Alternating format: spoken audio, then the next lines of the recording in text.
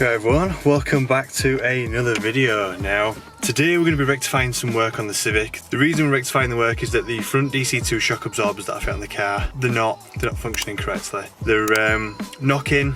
I believe there's some oil has leaked out of them. I don't think they're in a fit enough condition to be left on the car, and I think they'll only deteriorate as time goes on. So we're going to put the standard EM1 front shocks on with the lowering springs, and maybe we'll use the top hats from the DC2 ones just to raise it up a little bit more at the front to try and balance it out front to rear. So that's the plan for today.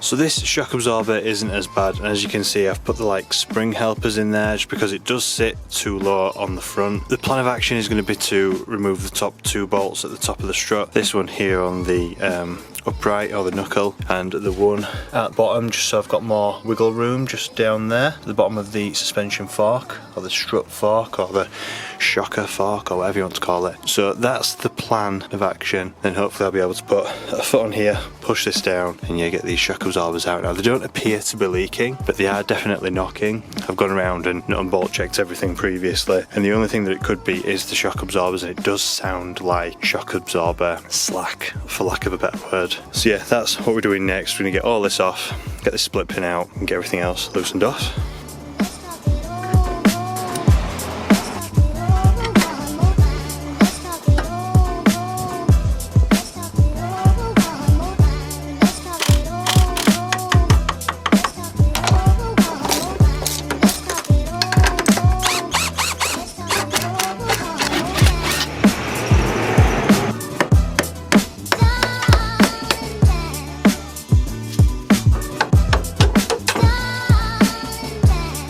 Because I was trying to rush, I accidentally popped the CV joint out of the drive shaft. So in there you've obviously got the inner CV joint and inner CV boot, and I popped the joint out and it was sort of inside the boot. Thankfully, with a bit of colour fudging with the jack, I was able to get the CV joint back into the Coupe, or the yoke as it's known in the States, and yeah, the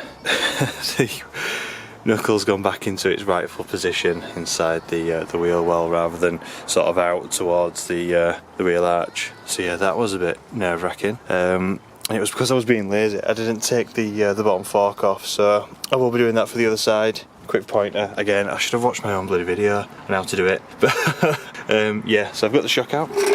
Here is the DC2 shock. It doesn't look like it's leaking, but it is definitely knocking. I'm going to swap it for the relevant original front shock, and of course put the eye back spring, the original shock, and I might be using the top hat, sort of trimming it up, chopping it, using the thickness basically of this particular metal, maybe to try and raise the front. I don't know, it might be a bit too much of a hassle looking at it now. Yeah, I don't think I'm going to bother, because what I'd have to do is I have to knock these out so I can thread this on, chop this centre section off that sort of houses the top of the shock absorber, just to basically make a flat disc, and then I'd probably have to chop this all the way around.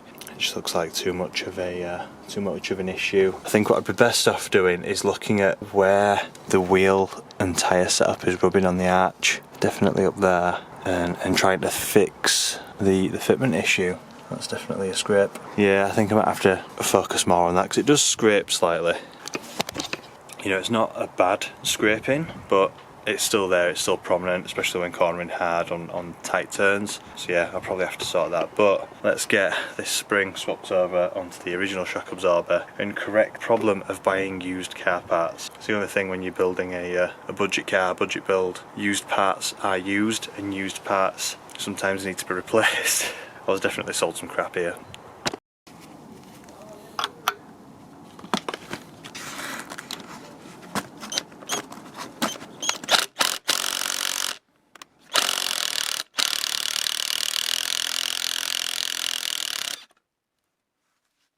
So that's everything swapped over onto this one. This one's good to go. I'm going to throw it in now get it bolted up there, and then throw everything back together. And with a little bit of YouTube magic, it's all back together. I just need to get a split pin, a new one for the top ball joint, and yeah, everything else is tightened up. So we're going to move on to the other side now, and that will pretty much be it. So I'll probably wrap this up here on the car now by myself and catch up with you guys in a little bit.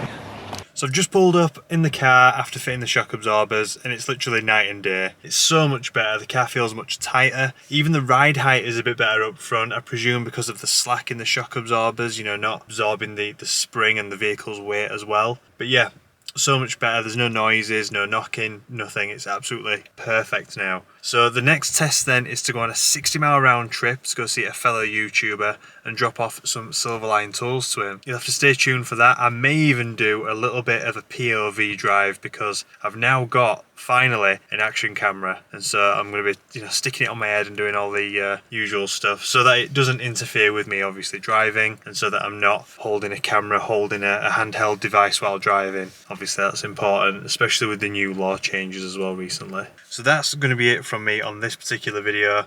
We'll see how the car performs on that trip. And if you did like the video, please give it a thumbs up, subscribe if you haven't done so already, and check out the thanks button below if you want to support the channel. And I'll catch you in the next one. Bye for now.